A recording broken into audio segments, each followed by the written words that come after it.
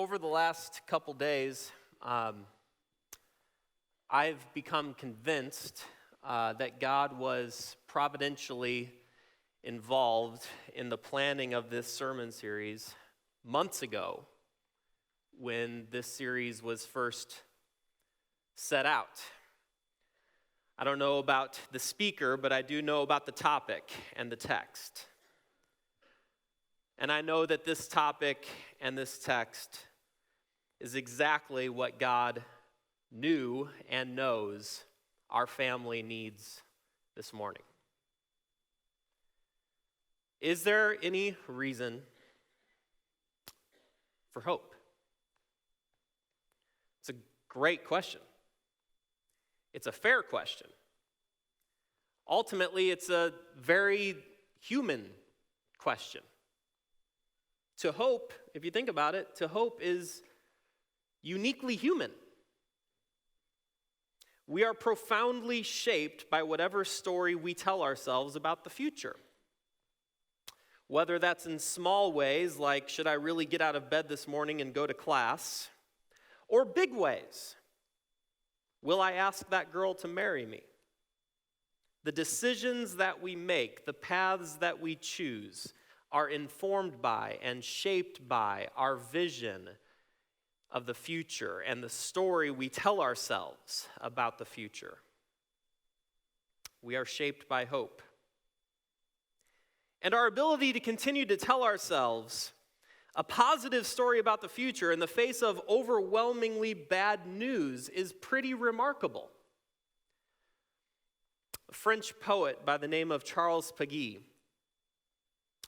wrote a book years ago called A Portal of the Mystery of Hope.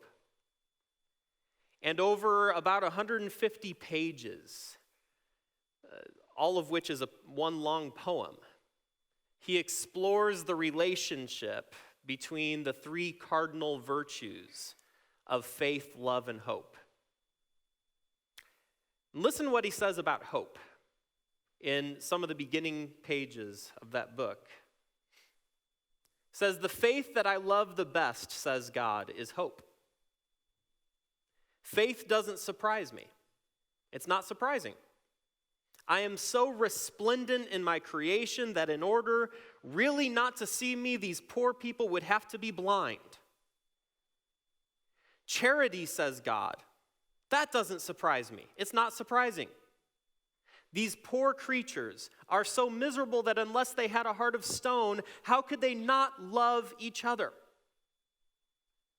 But hope, says God, that is something that surprises me.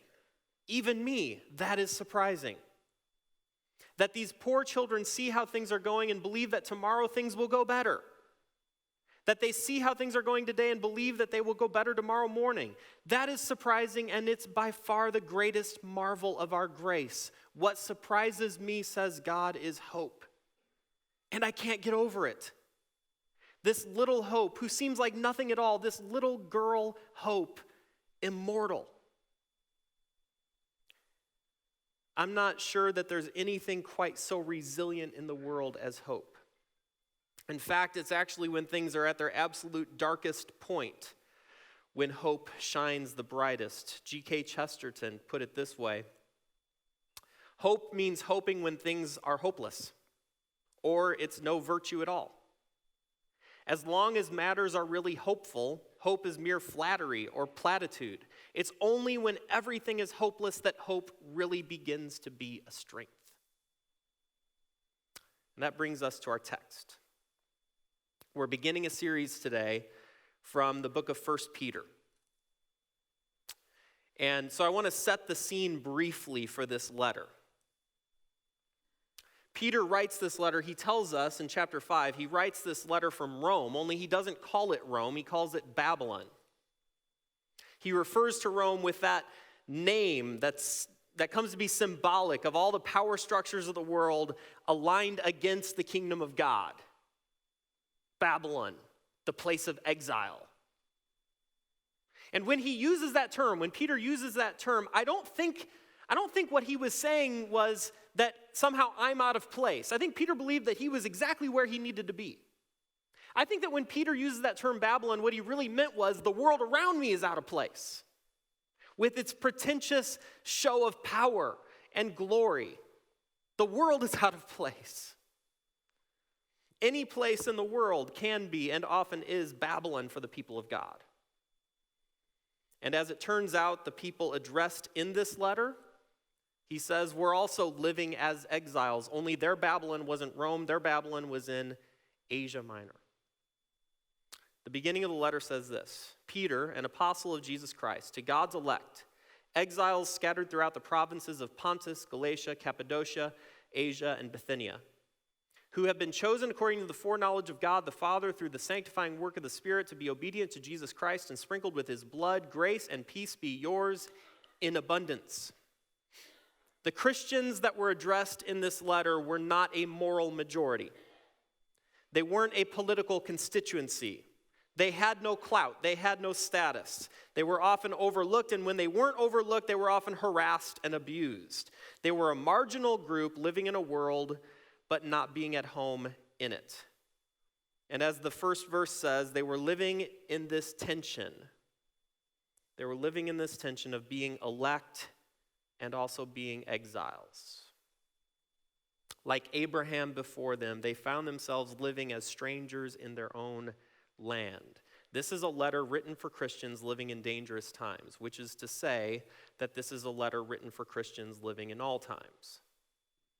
This is a letter written to Christians who need to be reminded that in the midst of their anxiety, in the midst of their struggle, in the midst of their grief, their hope is shining brightly and remains secure. Now, I'm actually only going to preach on one sentence from my assigned text today. Unfortunately, that one sentence in Greek spans verses 3 through 12. Sorry.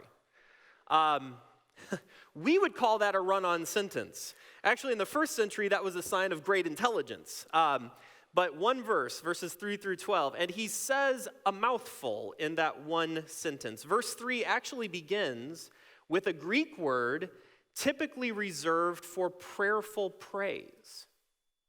And so as I read this text, I'm going to read the whole text. As I read it, I want you to hear it as a prayer. Because that's really what this passage is. Hope calls us to prayer. Verse 3. Praise be to the God and Father of our Lord Jesus Christ. In his great mercy, he has given us a new birth into a living hope through the resurrection of Jesus Christ from the dead, and into an inheritance that can never perish, spoil, or fade. This inheritance is kept in heaven for you, who through faith are shielded by God's power until the coming of the salvation that is ready to be revealed in the last time. In all this you greatly rejoice, though now for a little while you may have had to suffer grief in all kinds of trials. These have come so that the proven genuineness of your faith, of greater worth than gold, which perishes even though refined by fire, may result in praise, glory, and honor when Jesus Christ is revealed. Though you have not seen him, you love him. Even though you do not see him now, you believe in him and are filled with inexpressible and glorious joy. For you are receiving the end result of your faith, the salvation of your souls. Concerning this salvation, the prophets who spoke of the grace that was to come to you searched intently and with the greatest care, trying to find out the time and circumstances to which the Spirit of Christ in them was pointing when he predicted the sufferings of the Messiah and the glories that would follow. It was revealed to them that they were not serving themselves but you, when they spoke of the things that have now been told you by those who have preached the gospel to you by the Holy Spirit sent from heaven. And then he adds this tantalizing little nugget at the end.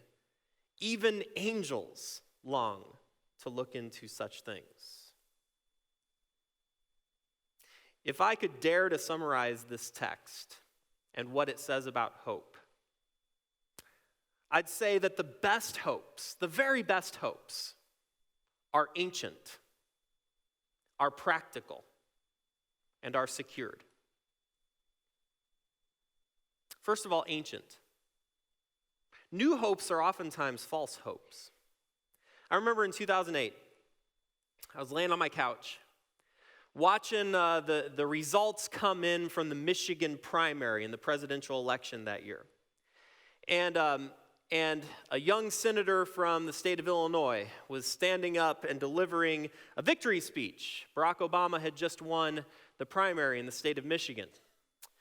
And his speech was punctuated over and over again with this line, that there is nothing false about hope. To raucous applause. It was brilliant rhetoric, which unfortunately doesn't save it from being completely wrong. Because our world trades in false hope. Matter of fact, it might be America's greatest number one export is hope. Turn on the TV. Go to the mall. Hope is being paraded on every corner. Or just listen to this year's presidential candidates. I did that. I went on Twitter, which I maybe shouldn't do. Stop it. You'll get me in trouble. Matt's right there. Shh. So I went to each presidential candidate's Twitter page to try to capture what their dominant thought, being a good preacher, what's their dominant thought? What's their theme? What's their slogan? So I went to John Kasich first. Kasich's slogan is this: Kasich for us, which is about as boring as John Kasich. So I went to Ted Cruz. Cruz's was trusted. Imagine the meeting where that verbal coincidence was discovered. We can't figure out, people just don't seem to trust Senator Cruz. How can we convince them to trust Ted? Trust Ted. Guys!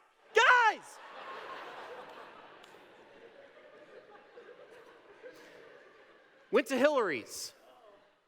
And Hillary's is weird. It's I'm with her, which both says something and also absolutely nothing at the same time, which is maybe the point. It's probably by design. Bernie Sanders, feel the burn. Which proves one thing that we all already knew. Grandpas love a good pun, right?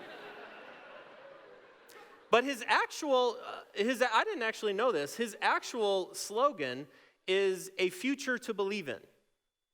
A future to believe in. Which is slightly less nationalistic than Donald Trump's proudly nationalistic and alarmingly vague, Make America Great Again. But essentially, it sends the same message, doesn't it? A vote for me is a vote for hope in a future that I alone can deliver. Listen, I don't want to make a political point here. It really doesn't matter what side of the spectrum you're on, right? But it's something that we need to be wise about. I was reading through the book of Proverbs last semester, and I got to Proverbs chapter 11, and verse 7 it jumped off the page and kind of slapped me in the face. Proverbs 11:7 says, hope placed in mortals die with them. All the promise of their power comes to nothing. To place all your hopes in the promises of men is foolishness. The hopes of men always fall short of their promise and rarely coincide with the hope of God. But we are so desperate for hope that we'll go searching for it anywhere and in about anything. We're sort of like those crazy people waiting outside of Walmart on Black Friday. We run. We don't walk, we run to the newest, the latest, the flashiest, the next revolutionary idea or thing that finally will provide that elusive hope that we've really been looking for. Only to suffer disappointment after disappointment after disappointment. You'd think at some point we would learn. We're forever returning back to that haunting question. Is there any reason for hope? Be slow to trust a new hope. The best hopes are ancient. Peter says that our hope goes all the way back to the prophets. He says when the prophets were preaching about hope, they were ultimately preaching about our hope. Sometimes the connections are vague. Sometimes the connections are explicitly clear. But Peter says the Spirit of Christ, now that's just amazing to me as a hermeneutics professor.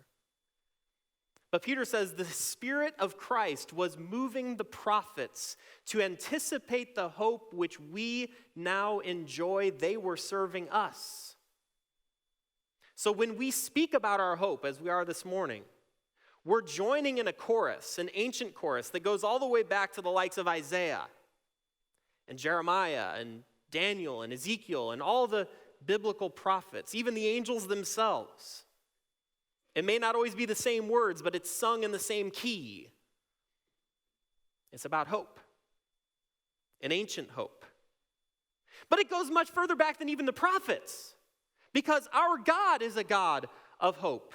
When you do any study on hope, especially in the Old Testament, the prophets relentlessly remind us that unlike the nations who place their hopes in little trinkets like idols, or in men with chests puffed out pretentiously as kings and emperors, unlike the nations who place their hopes in those things and in those people, we place our hopes in the Ancient of Days. We place our hopes in the God of hope. As Isaiah 40 reminds us, to whom will you compare me? Or who is my equal, says the Holy One? Lift up your eyes, look to the heavens. Who created all these? He who brings out the starry hosts one by one and calls forth each of them by name. Because of his great power and mighty strength, not one of them is missing. So why do you complain, Jacob? Why do you say, Israel, my way is hidden from the Lord, my cause is disregarded by my God? Do you not know? Have you not heard? The Lord is the everlasting God, the creator of the ends of the earth. He will not grow tired or weary, and his understanding no one can fathom. He gives strength to the weary, increases the power of the weak. Even youths grow tired and weary. Can you identify with that? Young men stumble and fall, but those who hope in the Lord will renew their strength. They will soar on wings like eagles. They will run and not grow weary. They will walk and not be faint. I love that text. The best hopes are ancient hopes. The best hopes are also practical. They're practical in their effect. Verses 6 through 9 in this passage, it's all about the practical effect of hope in our lives. And one word jumps out he says so much here, but one word jumps out at me. It's used two times, once as a noun, once as a verb. The word is joy. Jumps off the page to me. In this you greatly rejoice, though for now you may have had to suffer grief and all kinds of trials. In this you greatly rejoice. Which is a common theme we find throughout the New Testament, book of James. Consider it pure joy, my brothers, whenever you face trials of many kinds. Philippians, a book punctuated by Paul's own suffering. He says, rejoice in the Lord always. I'll say it again, rejoice. Matthew chapter 5, Jesus says, blessed are you when people insult you, when they persecute you, when they falsely say all kinds of evil against you because of me. Rejoice and be glad, because great is your reward in heaven, for in the same way they persecuted the prophets who were before you. Romans 12, rejoice in hope, be patient in affliction and faithful in prayer. Now I know that seems kind of remote on days like today, when we're in the midst of grief. We may not grieve like those who have no hope, but we still grieve, do we not? We still hurt, we still get angry, we still get confused. Sometimes, I've come to discover, joy can only be expressed through clenched teeth and tears. But it's also true that the events of our world and the events of our lives are the proving grounds of our hope. A hope that's any help at all wells up in joy in the face of grief. There's something fierce and audacious about hope, I think. Hope isn't silly. Hope is fierce.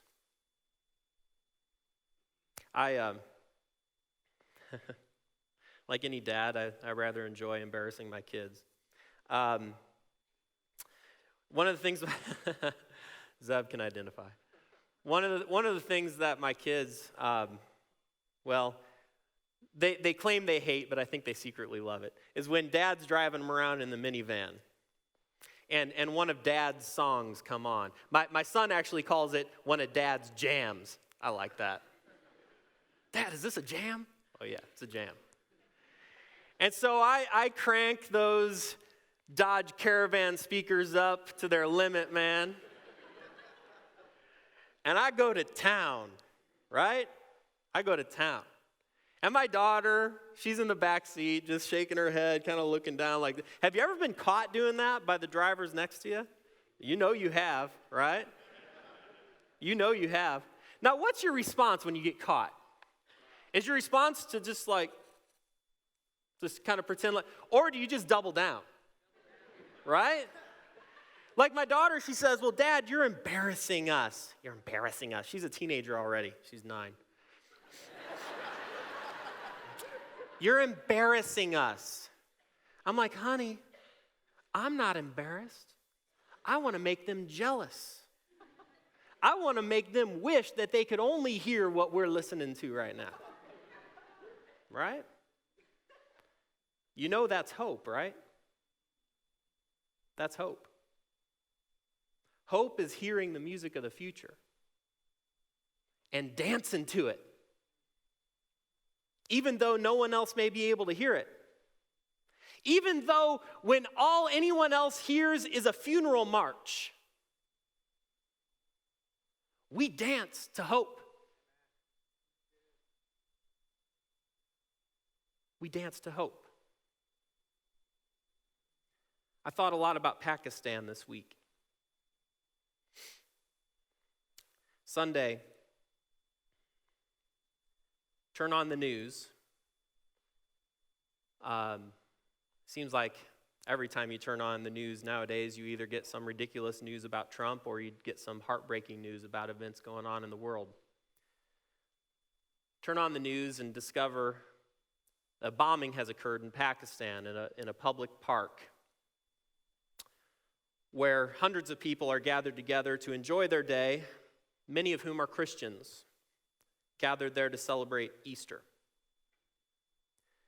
The bombers, or at least those associated with the bombers, would later come out and would actually testify to the fact that, yes, they did bomb this park, particularly on Easter, because they were targeting Christians. And I was sitting there watching the news. The contrast couldn't have been more dramatic as my daughters are running around my house in their beautiful little Easter dresses, laughing, having fun, eating candy. And on the news, I'm watching Pakistani mothers weeping over the loss of their children on a day that should be a day of celebration and family. And I confess to you in that moment, I had some feelings and some thoughts that were not Christian. I think they were natural, but they're not Christian. Anger, rage, kind of wishing that Tony Stark was real. My rage gave way to weeping.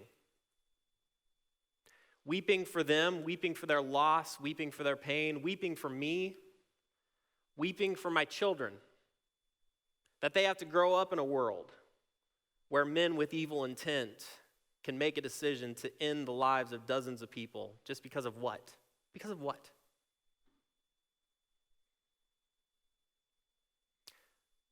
But I did find it interesting and fascinating and hopeful that such a thing would happen on Easter.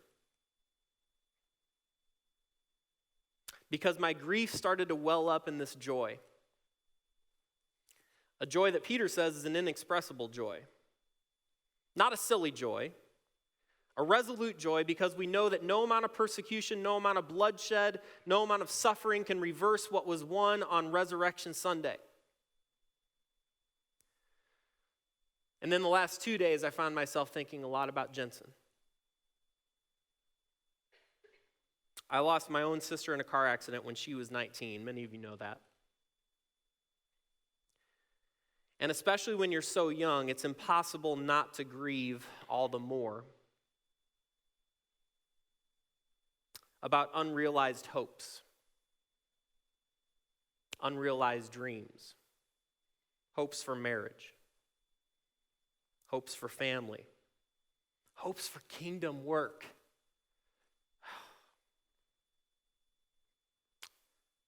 And we grieve over the loss of those hopes.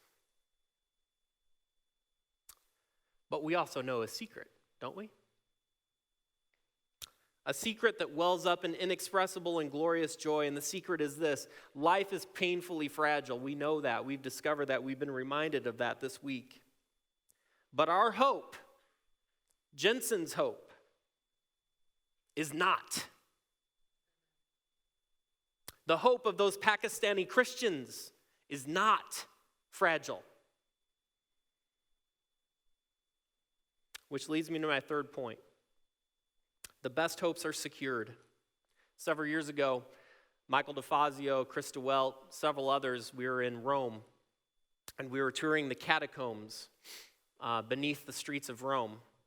And many Christians, as early as the first century, they decorated their catacombs by etching anchors into the wall. Anchors. Which is related, it's connected back to Hebrews chapter 6. In Hebrews chapter 6, where the author of Hebrews is talking about God's unchanging promise, his absolutely secure promise. And he says of hope that we have this hope as an anchor for the soul, firm and secure. You have a similar message about security in this passage. It's really the most important point of the passage. In his great mercy, he has given us a new birth into a living hope. It may be ancient, but it is very much alive. Through the resurrection of Jesus Christ from the dead into an inheritance that can never perish, spoil, or fade. Because unlike all the other hopes of this world, it's kept in heaven for you, who through faith are shielded by God's power until the coming of the salvation that is ready to be revealed in the last time. Did you catch it? For the Christian, hope is not a mood, it is a doctrine. For the Christian, hope is not an emotion, it is a birthright. There are a lot of specific things that I don't know about our hope. There are a lot of things that I don't know about the future, about the second coming, about the new heavens and new earth, about our resurrection bodies. To live in hope requires a theologically formed imagination. But I know that my hope is not mere fantasy and wishful thinking. I know that my hope is not false. I know that because of what we celebrated just this past Sunday, and every Sunday before that, and every Sunday until the Lord returns. I know that because of the historical embodied resurrection of Jesus Christ from the dead. My hope is secured. Even though events like Pakistan remind me that I'm living as an exile in this land of the already but not yet, I don't despair because I know that my King has rescued me and secured an inheritance that nothing in this world can touch. As a person born again in Christ, my new life is a life of living in secured hope. But here's my dilemma, and this is what I'm going to close with. I want to make it real, okay? Because, and I know a lot of you share this struggle with me, the reality is a lot of times my life does not match my doctrine. There are at least 3 ways that you and I sin against hope: despair, diversion, which is really just a sedated form of despair, really, and presumption. Sorry, Matt, I couldn't come up with another D word. Tried. I even hit the right click where it has the thesaurus and see if there's any D. No, sorry. Presumption. Despair, diversion, and presumption. You know what despair looks like for a Christian a lot of times? You know what it looks like? Cynicism. I was asked, I think it was last year, to speak on cynicism for Strong Hall Dorm Devo. Had no idea why they asked me. No clue. I gave it a shot, though. Did some research, try to figure out What's the dictionary term for cynicism? Webster's defines cynicism as, no, I know cynicism. You know why? Because I struggle with cynicism. And I know a lot of you do as well. You know, I love being sarcastic. Sarcasm could be a wonderful thing at times. It could be a delicious thing at times. But like a lot of delicious things, it can also make you sick. And sarcasm, if allowed to, it can very easily degrade into dark and hopeless cynicism. H.L. Mencken defines a cynic this way. He says, a cynic is a man who, when he smells flowers, looks around for a coffin. And so in order to protect ourselves from vulnerability, we choose cynicism instead. And this cynicism, guys, is making us sick. It poisons community, it poisons relationship, it poisons kingdom work, it poisons hope, it poisons your call from God into ministry. I've seen it happen, guys. It poisons your call. Cynicism is despair with a smirk, and it's unfitting for resurrection people. Ask yourself, in your recent interactions with other people, do people see you as a person of hope, or do people see you as a person of cynicism? Do you know how you can tell the difference? Who do they go to when their lives fall to pieces? Not the cynic. No, they seek out the person of hope. You know what diversion looks like for a Christian? Isolation. You can't rightly experience hope if your main concern in life is protecting your own comfort. To live as people of hope means we must learn to embrace the suffering. We have to get out from behind our glowing screens and serve and struggle alongside of people trying to make sense out of this world. Hope looks like Jesus jam, really. Hope is a call to ministry. It's no accident that later on in chapter 2, Peter reminds us that as aliens and strangers in this world, we're also a royal priesthood sent out into the world. And then later on in chapter 3, he reminds us that we should be prepared when people wonder about our hope. When people ask you about your hope, you should be prepared to give them an answer.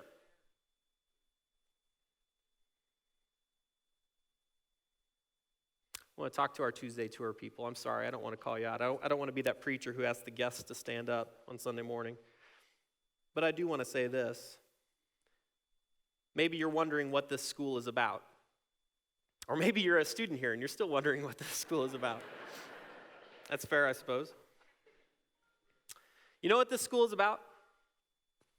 We are a community investing in people just like you to go out as priests into the world, disguised as counselors, teachers, nurses, youth ministers, preachers, missionaries, to declare a message of steadfast hope, to declare a message of resurrection hope to a world who desperately needs some good news.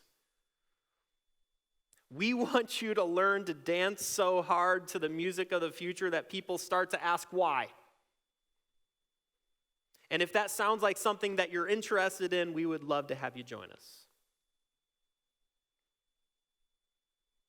You know what presumption looks like to the Christian? Anxiety.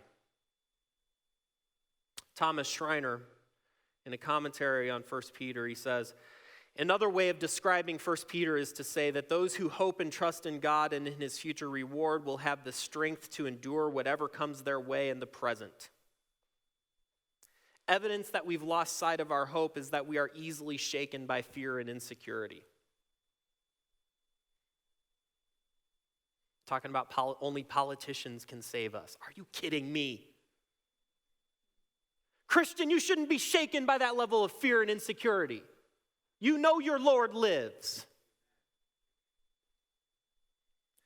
We grasp after the same false hopes as the world. We store up treasures on earth. We get caught up in the next best thing. We treat God as an afterthought in all of our planning, and we easily forget the implications of the resurrection. It's not that we don't have our moments of fear and anxiety, right?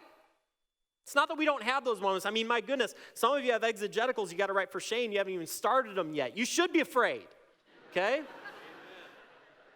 It's not that we don't have our moments of grief and our moments of fear and our moments of anxiety and confusion. We have those moments, but are we slaves to them? That's the question. The person of hope is not a slave to fear and anxiety because we know that our inheritance is secure because he lives. Because he lives, I can face tomorrow. Because he lives, all fear is gone. Because I know he holds the future, and life is worth the living just because he lives. Amen. You're dismissed.